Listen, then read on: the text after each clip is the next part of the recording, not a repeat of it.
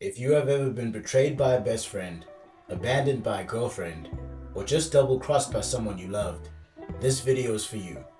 Also, if you feel like you're too lazy, love Nagi or Blue Lock, this video is for you too. Welcome to the library, a digital syllabus for champions. My name is Donnie, and today we will be dissecting Nagi Seishiro and how his story can help you improve in your own life. In many anime, there is a character that we are all too familiar with, the lazy genius. The character who has the capacity for achieving great things, but couldn't be bothered to put in the effort. In Kuroko, it was Murasakibara, the giant center who didn't see the point in playing basketball, if you were undersized, and didn't even see the point in playing offense. In Blue Lock, it's Nagi Seishiro, the genius soccer player who became the 7th best player in Blue Lock, despite only having played soccer for 6 months. Probably the most popular lazy genius ever is Shikamaru Nara, the master strategist who felt that putting in any effort into anything was a drag. Such a drag. Man, what a drag. This is gonna be such a drag. Come on. Nagi is a character who perfectly fits this role. All he cared about was playing video games and doing absolutely nothing. For Nagi, effort was something to be avoided and disregarded at all costs. That was so cool. Okay, now I died. I have no interest in playing soccer, or any sport for that matter. I want to spend my life doing nothing at all. Due to this, I'm sure we can assume that Nagi never really had any friends until he met Reo. Reo became the first person who didn't hate Nagi's lazy attitude, and was the first person in Nagi's life who made him feel seen. The two couldn't have been more different. Reo was the child of an extremely wealthy family, an A student, and a super popular student on campus. Pretty much everything that Nagi wasn't. Nagi played soccer with Reo, not because he loved it, or because he even cared about the sport, but because he wanted to help his friend. Reo had a dream of winning the World Cup and reaching the pinnacle of the football world, mainly despite his parents who told him he couldn't do it. That's what I want! No way, forget about it. They think they've given me so much, but none of it's been what I wanted. Nagi had no such dreams, but had developed a strong friendship with Reo, and saw him as someone he would follow and assist in any way he could. Strength often breeds complacency, and since Nagi never had to try in order to win at soccer, it never interested him. He just wanted to play for Reo, and that was all that mattered. When Nagi and Reo first went into Blue Lock, Nagi told Ego that he could already picture himself winning the World Cup, so he didn't need to put in all this work. Because scoring the winning goal at the World Cup is something I can imagine without any trouble. Ego responded by telling Nagi that he was a gifted narcissist, but that wasn't what inspired Nagi. What inspired the lazy genius was when Ego told Nagi that he didn't even know what his ego was. So sure of yourself, but you don't know what your ego is yet. There are any number of so-called geniuses just like you in this world.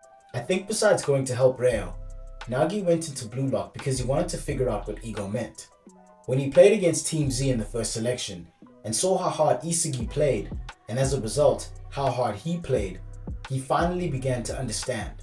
It's strange. Why am I trying so hard? Maybe all the times I thought those guys were lame, they were actually cool. He played hard, harder than he ever has before. It made him feel alive, awake, and in the moment. Blame my curiosity. It can't be stopped. For the first time in my life, I want a challenge! For the first time in his life, Nagi was putting in effort in a competitive environment, and he absolutely loved it. Nagi!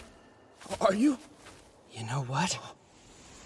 It turns out that soccer is pretty fun. It made him question, what is my true potential? This curiosity became the basis of his entire ego, and he had his awakening. Until this point, my life was a total bore. That is, until I discovered a new facet of my ego, my curiosity. Despite this, his team still lost, and he experienced another feeling for the first time, frustration. He had to understand these feelings. He had to get better, and in order to do so, he understood that he could no longer just play with Reo. Up until this point, Nagi played soccer for his friend Reo, and for no other reason. I'm only here because I followed Reo. I don't have any grand aspirations like you. He was the first person who genuinely took an interest in me. Even when people would call him Rayo's pet or puppet, it would only ever bother him a bit, because he honestly didn't care enough to do anything about it. But now, he was no longer playing for Rayo, but for himself.